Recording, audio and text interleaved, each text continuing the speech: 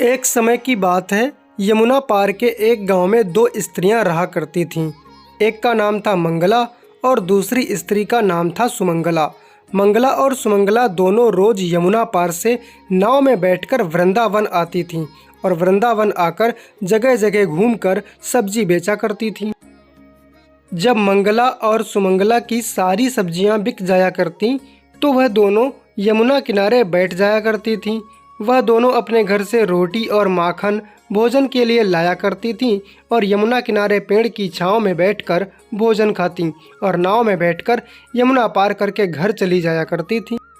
मंगला और सुमंगला थी तो वृंदावन के यमुना पार की, पर वह भगवान श्री कृष्ण को जानती नहीं थी। भक्ति क्या होती है उन्होंने कभी जाना ही नहीं था। वो तो केवल सब्जियां बेचकर गुजारा करना और अपना पेट भरना जानती थीं। एक दिन मंगला और सुमंगला सब्जी बेचने वृंदावन आईं और उस दिन उनकी सब्जी जल्दी बिक गई। सुमंगला बोली, अरे बहन मंगला, आज तो हमारी सब्जियां और दिनों से बहुत जल्दी बिक गईं। मंगला ने कहा, हाँ बहन सुमंगला, आज तो काफ़ी जल्दी सब्जियां बिक गईं। अब आप बताओ अब क्या करें? सुमंगला बोली, हाँ बहन, अब इतनी जल्दी घर जाकर भी हम क्या करेंगे? इतने में ही मंगला की नज़र सामने एक मंदिर की ओर गई जहाँ एक गुरुजी कथा कह रहे थे। मंगला बोली, बहन सुमंगला, देखो सामने मंदिर में कथा हो रही है। सुमंगला बोली, अरे बहन मंगला, ये कथा क्या होती है? मंगला ने उत्तर दिया, यह तो मुझे भी नहीं पता कि कथा क्या होती है, पर सब लोग कहते हैं कि कथा होती है, तो चलो आज हम कथा सुन लेंगे। क्या होती है? वैसे भी अब हमारे पास समय तो है ही। इसके बाद मंगला और सुमंगला दोनों मंदिर में कथा सुनने के लिए जाने लगी और मंदिर में जाकर भक्तों के बीच बैठकर कथा सुनने लगी। कथा में गुरुजी प्रेम से भगवान की चर्चा सुना रहे थे। वे कह रहे थे, भक्तों, जिसने भगवान से प्रेम नहीं किया उसका जीवन बेकार है। जिसका प्रेम श्री कृष्ण के चरणों में नहीं हुआ उसका जीवन बेकार है। भगवान को प्राप्त करना ही इस जीवन का लक्ष्य है। यह मनुष्य जीवन सिर्फ हमें भगवान की प्राप्ति करने के लिए मिला है, पर इस संसार में सभी मनुष्य पैसा इकट्ठा करने में लगे हैं। वे भूल गए कि इस जगत में आने का उनका उद्देश्य क्या था। गुरुजी ने इस तरह समझाया तो मंगला और सुमंगला बहुत प्रभावित हुईं। मंगला बोली, बहन सुमंगला, देखो गुरुजी ने आज क्या कहा कि भगवान श्री कृष्ण के चरणों में अगर प्रेम नहीं हुआ तो यह जीवन बेकार है। बहन मंगला, क्या हमारा जीवन बेकार चला जाएगा? सुमंगला ने उत्तर दिया, हाँ बहन, लगता तो ऐसा ही है। मंगला ने पूछा, बहन तू बता, तूने कभी श्री कृष्ण को देखा है? सुमंगला बोली, अरे बहन, मैं तो तेरे साथ ही रहती हूँ, मैंने कहाँ भगवान को देखा है। बहन फिर ये बताओ भगवान कहाँ मिलेंगे? मंगला और सुमंगला आपस में चर्चा कर ही रही थीं, इतने में एक संत वहां से गुजरे। मंगला साधु महाराज को देखकर बोली, बहन मुझे लगता है भगवान साधु संतों के पास ज़रूर होंगे, तो चलो इनके पास से भगवान को लेकर आते हैं। वह साधु अपना झोला और सामान यमुना जी के किनारे रखकर स्नान करने लगे। मंगला और सुमंगला दोनों यमुना किनारे गए और साधु का झोला चुपके से उठाकर वहाँ से आ गईं। दोनों ने साधु के झोले में जब देखा तो उनको एक डिब्बा मिला।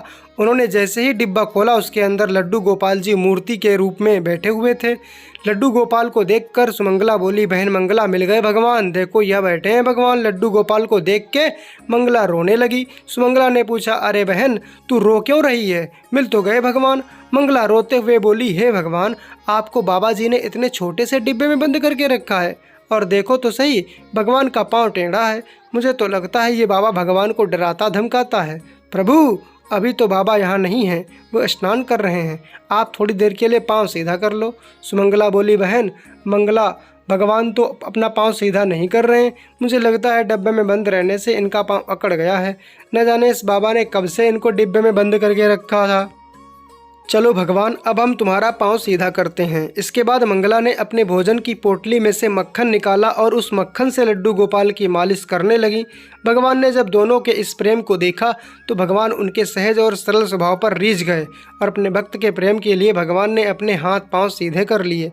मंगला बोली, देख सुमंगला, भगवान ने अपने हाथ पाँव सीधे कर लिए। फिर सुमंगला बोली, बहन ये बहुत भूखे भी होंगे, पता नहीं इस बाबा ने इन्हें खाना खिलाया कि नहीं, चलो हम इन्हें खाना खिलाते हैं। मंगला और सुमंगला अपने भोजन के लिए लाई हुई रोटी और मक्खन का भोग भगवान को लगाने लगी। इतने में साधु बाबा स्नान करके वहाँ आ गए। साधु को देखकर मंगला और सुमंगला वहाँ से भागने लगीं और दोनों कुछ दूर जाकर रुककर बोली, अरे ओ बाबा, भगवान को इतना डराया धमकाया मत करो, तुमने भगवान को डरा धमका के रखा था ना बाबा। बेचारे वो टेढ़े पाँव करके डिब्बे में बैठे थे, हमने उनका पाँव सीधा कर दिया है, अब उनका पाँव टेढ़ा मत करना। जब साधु ने लड्डू गोपाल को देखा तो लड्डू गोपाल के दोनों हाथ पैर सीधे थे। ये चमत्कार देख के साधु उन दोनों स्त्रियों को रोकने के लिए उनके पीछे भागने लगे।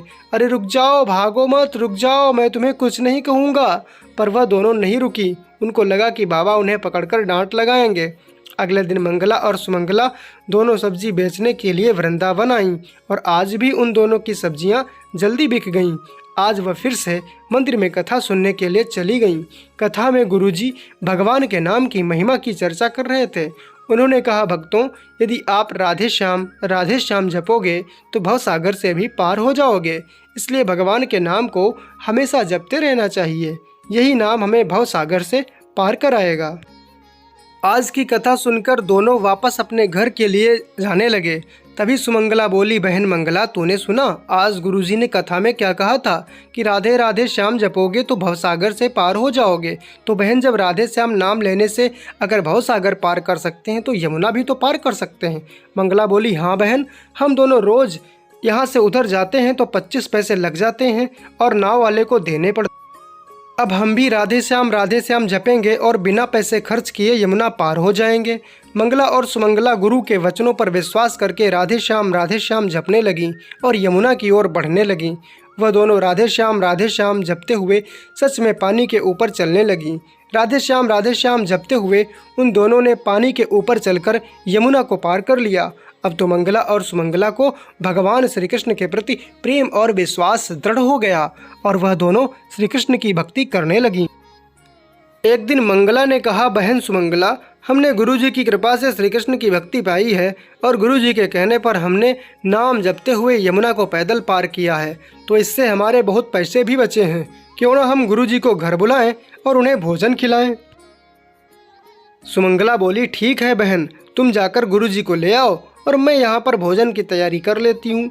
मंगला गुरुजी को लेने मंदिर में गई और गुरुजी से बोली, गुरुजी, हम चाहते हैं आप अपने चरण हमारी कुटिया में रखें। हम आपको भोजन कराकर कुछ दान दक्षिणा देना चाहते हैं।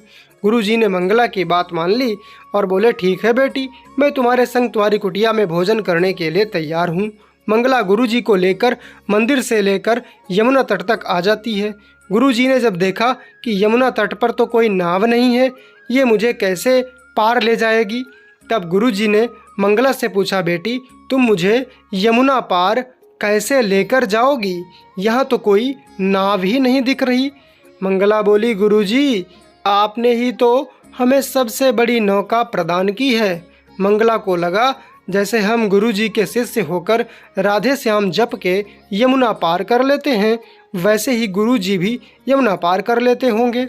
और मंगला राधे श्याम जपते हुए पानी में चलने लगी। मंगला ने जब थोड़ी दूर जाकर पलट के देखा तो गुरुजी वहीं किनारे खड़े हुए थे। वह बोली, अरे गुरुजी, आप क्यों नहीं बढ़ रहे हैं? गुरुजी को लगा कि इस तट पर यमुना का पानी बहुत कम है। यह विचार करके गुरुजी आगे बढ़ने लगे।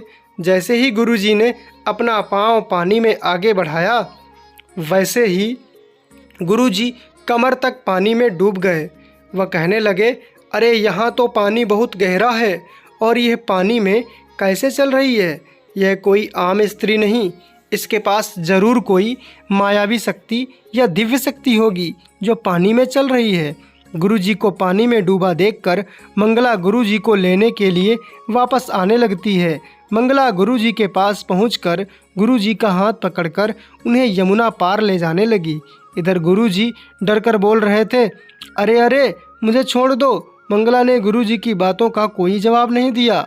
वो तो बस मन ही मन राधे श्याम जप रही थी। गुरुजी सोच रहे थे, हे भगवान, ये तो मुझे बीच यमुना में ले जाकर मारेगी। मंगला गुरुजी को लेकर यमुना पार हो गई और बोली, गुरुजी, हम यमुना पार आ गए हैं। गुरुजी, क्या बात है, आप मुझसे इतना डर क्यों रहे हैं? गुरुजी बोले, कौन हो तुम? क्यों मारना चाहती हो मुझे? मैंने क्या बिगाड़ा है तुम्हारा? कौन हो तुम? मंगला बोली, गुरुजी, मैं तो आपकी शिष्या हूँ। गुरुजी, आपने ही तो हमें कथा में बताया था कि राधे श्याम जपोगे तो भवसागर से पार हो जाओगे। तो हमें लगा जब भवसागर को पार कर सकते हैं तो यमुना भी तो पार कर सकते हैं। अब तो हम रोज़ नाम जप करके यमुना को पार करते हैं, अब हमें किसी नाव की ज़रूरत नहीं होती। मंगला की बातें सुनकर गुरुजी हैरान रह गए और मंगला से बोले, बेटी तुमने अपने गुरु के वचनों और प्रभु पर इतना दृढ़ विश्वास रखा कि इसके बल पर तुमने यमुना के पानी पर चलकर यमुना पार कर ली। बेटी तुम महान हो और महान है तुम्हारा प्रभु के प्रति प्रेम और विश्वास। आस्था अगर सच्ची हो तो भगवान हमारी मदद हमेशा करते हैं। भगवान केवल भाव के भूखे हैं। गीता में भगवान कहते हैं, ये यथा माम प्रपद्यन्ते तांस तथैव भजाम्यहम्, अर्थात जो मुझे जिस भाव से भजता है मैं भी उसे उसी भाव से भजता हूँ। दोस्तों उम्मीद है आपको ये कहानी पसंद आई होगी। अगर आपको वीडियो पसंद आई है तो कमेंट में जय श्री कृष्ण राधे राधे अवश्य लिखें। मिलते हैं फिर एक नई वीडियो के साथ, तब तक के लिए जय श्री कृष्ण राधे राधे राधे राधे राधे राधे।